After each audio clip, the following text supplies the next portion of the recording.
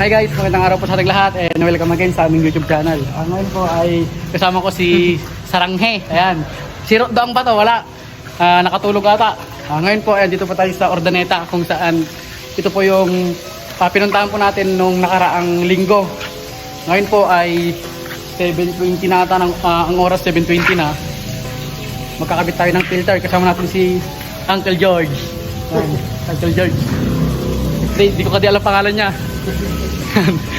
Yan, ipapakita ko sa inyo yung ikakabit po natin na filter tsaka oxygen kasi po next week po magkakarga na po si Boss Jun Bautista ng kanyang fingerlings. At ayan po yung kinabit po natin. Yan. Tapos yun naman yung sa likod ko. Yun yung style niya. Yan. Ayan. Tapos syempre lahat po ng gamit niya in-order niya po sa atin. Probiotics, filter, oxygen. Ayan. Diniliver po natin lahat yan. Ayan, yan, diniliver po natin lahat yan. Tapos ito, hose. Ito rin po hose. Tapos itong mga, yan. Lahat ng gamit. Pati mga, ito. Yan. Update ko po kayo mamaya, hanggang mamaya, pag natapos na po kami sa aming ginagawa. At ayun nga mga kahito, yung unang ginawa po natin ay hindi na po tayo nakapag-video. Kasi wala pong mag-video dahil kailangan po natin ng tagahawak sa PVC. Tapos yung nilagyan po natin ng solvent at yung sa filter. Ayan. Kung napapansin nyo naman yung ginagawa ko po dyan, ang ginagawa ko po dyan ay kumuha po tayo ng barena na mayroong sukat na 8mm yung bala para hindi po gaanong malaki yung mabubutasan natin. Para sakto lang po yung paglabas ng tubig. Sakto lang po, hindi po siya malakas, hindi po siya mahina. Yan.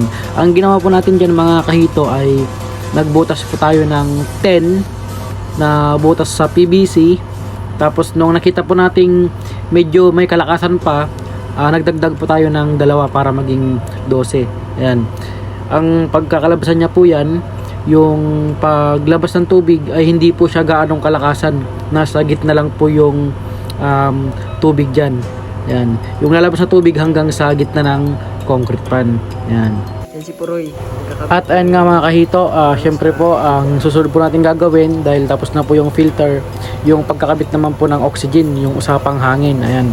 Dahil po 6 yung pwedeng lagyan ng hose dyan, gagawin po nating tatlo na hose bawat concrete pan, 3 hose at mayroong bar stone. Ayan. Para po hindi po gaanong maaksaya sa kuryente. Yan, paghahatiin po natin yan ng tag-3. Tapos ang mangyari po dyan, yung order po ni Boss Jun Bautista, ang sinabi niya po sa akin, kada isang concrete pan po ay maglalagay po siya ng 10,000 pieces.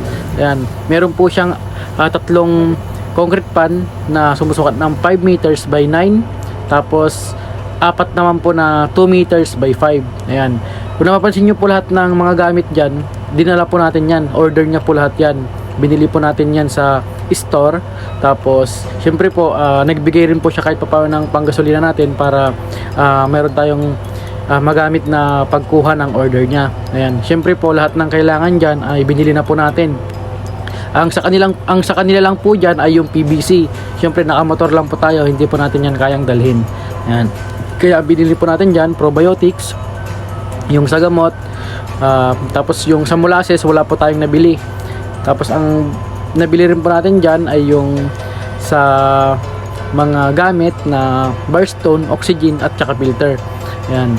Tapos dito naman po sa pangalawa, dito na po tayo sa pangalawang concrete pan. Ito naman po ay kinabitan din po natin kahit walang tubig. Dahil ang nangyari po dito ay medyo may tagas po ata.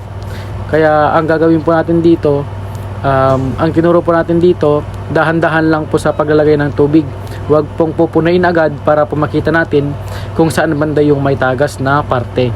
Ayan. Tayo na rin po nag-install dyan. Pagkatapos po nating bumili ng mga gamit, dumiretso na po tayo sa kanila para i-install lahat ng gagawin. Dahil next week po, order na po si Boss Jun Bautista sa atin ng fingerlings. Siyempre po, tayo pa rin po yung magde-deliver ng isda para po maituro po natin lahat ng mga gagawin niya.